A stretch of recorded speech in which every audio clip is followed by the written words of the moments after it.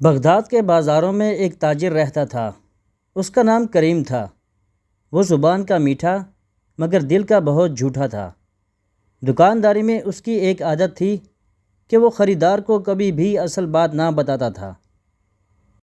اگر کپڑا سستا ہوتا تو وہ کہتا کہ یہ دمشق سے آیا ہے اور بادشاہ کی پسندیدہ نسل کا ریشم ہے، اور اگر مال میں نقص نکلتا تو مسکرا کر کہتا کہ مجھ سے قسم لے لو کہ یہ بس آج ہی جہاز سے آیا ہے، مجھے اس کا کچھ علم نہیں ہے۔ ایک دن بازار سے گزرتے ہوئے اس نے دیکھا کہ ایک غلام گلی میں کچھ طوطے بیچ رہا ہے۔ سب طوطے عام تھے مگر ایک طوطا نیلے رنگ کا پنجرے کے اندر بیٹھا بار بار بول رہا تھا، سچ بولنے والا کبھی نقصان نہیں پاتا اور جھوٹے کی زبان خود اس کی دشمن ہے۔ کریم چونک گیا۔ وہ رکا اور بولا، اے غلام، یہ طوطا کہاں سے آیا ہے؟ غلام نے ہنستے ہوئے کہا، جناب، یہ عام طوطا نہیں ہے، یہ سچ اور جھوٹ دونوں کو پہچانتا ہے۔ اگر آپ جھوٹ بولیں گے تو یہ شور مچانا شروع کر دے گا، اور اگر آپ سچ بولیں گے تو یہ خاموش رہے گا۔ تاجر نے فوراً سوچا کہ اگر میں اس طوطے کو پال لوں تو اپنے گاہکوں کو متاثر کر سکوں گا۔ اس نے طوطے کے بدلے 50 دینار دے دیے، حالانکہ غلام 20 دینار پر بھی راضی تھا۔ گھر آ کر تاجر نے طوطا سامنے رکھا اور فخر سے بولا، اب دیکھو کہ میں بازار میں لوگوں کو کیسے بیوقوف بناتا ہوں۔ اگلے دن کریم نے دکان سجائی۔ جب پہلا خریدار آیا تو اس نے معمول کے مطابق جھوٹ بولنا شروع کیا۔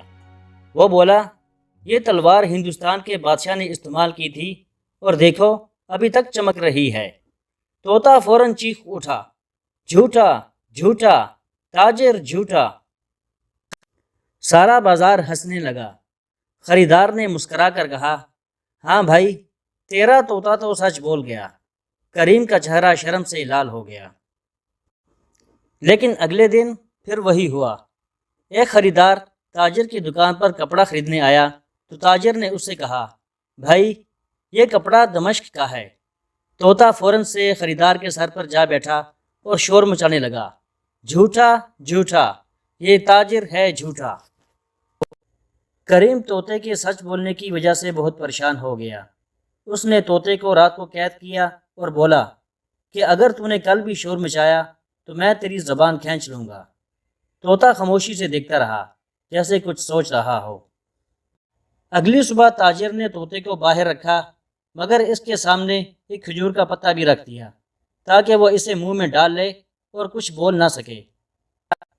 مگر جیسے ہی پہلا خریدار آیا، طوطے نے وہ پتا پھینک دیا اور زور سے بولا، دیکھو لوگو، جھوٹ چھپانے والا آج پتوں سے سچ دبانے آیا ہے۔ پورا بازار کہکہوں سے گونج اٹھا۔ کریم نے غصے میں طوطے کو پکڑا اور گھر جا کر ایک صندوق میں بند کر دیا۔ رات کو اس نے سوچا کہ میں طوطے کو دوبارہ اس غلام لڑکے کو واپس بھیج دوں گا۔ مگر جب اس نے صندوق کھولا تو طوطا غائب تھا۔ اندر صرف ایک پر پڑا ہوا تھا۔ کریم چیخ پڑا، یہ کیسے ہو سکتا ہے؟ اچانک کھڑکی کے پاس سے آواز آئی، سچ کو قید نہیں کیا جا سکتا تاجر صاحب۔ کریم چونک گیا کیونکہ طوطا باہر کھڑکی پر بیٹھا ہوا تھا۔ طوطا بولا، میں تیرے جھوٹوں سے تنگ آ گیا تھا مگر اب میں تجھے سبق سکھاؤں گا۔ اسی رات بازار کے ہر تاجر کو ایک رکا ملا۔ اس پر لکھا ہوا تھا کہ جھوٹ بولنے والے سے خبردار رہو، اب سچ سب کے سامنے آئے گا۔ اگلے دن سب لوگ تاجر کی دکان پر جمع ہو گئے۔ کوئی کہہ رہا تھا، یہ وہی ہے جس کا طوطا سچ بولتا تھا۔ کوئی کہتا، یقیناً طوطا بھاگا نہیں ہے، اللہ نے اسے چھڑایا ہے۔ پولیس بھی تاجر کی دکان پر پہنچ گئی۔ جب دکان کی تلاشی لی گئی تو اس کے گودام میں جعلی مال، جھوٹی رسیدیں اور دوسرے تاجروں کی تجارتی نقلی نشانات ملے۔ اب تاجر چپ تھا، اس کے پاس کوئی بہانہ نہ بچا تھا۔ کریم کو قاضی کے سامنے لایا گیا۔ قاضی نے کریم سے پوچھا کہ کیا تم مانتے ہو کہ تم نے لوگوں کو دھوکہ دیا ہے؟ کریم رو پڑا اور بولا، جی ہاں قاضی صاحب، میں جھوٹا تھا۔ طوطا بولا، اب تم نے سچ بولا ہے، دیر سے مگر صحیح وقت پر بولا ہے۔ قاضی نے فیصلہ سنایا کہ سزا کے طور پر کریم کو بازار کی خدمت میں لگایا جائے تاکہ آئندہ وہ سچ بولے اور جھوٹ سے بالکل بچے۔ کریم نے قیدیوں کے ساتھ بیٹھ کر طوطے کو دانہ ڈالا اور بولا، تو میرا دشمن نہیں بلکہ اصل دوست ہے، تو نے میری آخرت میں عزت بچا لی۔ طوطا بولا، انسان کے منہ سے نکلے ہوئے الفاظ اس کے نصیب کا فیصلہ کرتے ہیں، سچ بولو تاکہ دل کو سکون ملے۔ دوستو، اس کہانی سے ہمیں یہ سبق ملتا ہے کہ جھوٹ وقتی فائدہ دیتا ہے مگر اس کا انجام ہمیشہ نقصان دہ ہی ہوتا ہے۔ سچ بولنے والا چاہے تنہا ہی ہو مگر اس کا دل مطمئن رہتا ہے، اور جو دوسروں کو دھوکہ دیتا ہے وہ خود ہی اپنی عزت گنوا بیٹھتا ہے۔ حیوان بھی سچ کو پہچانتے ہیں مگر انسان کبھی کبھار بھول جاتا ہے۔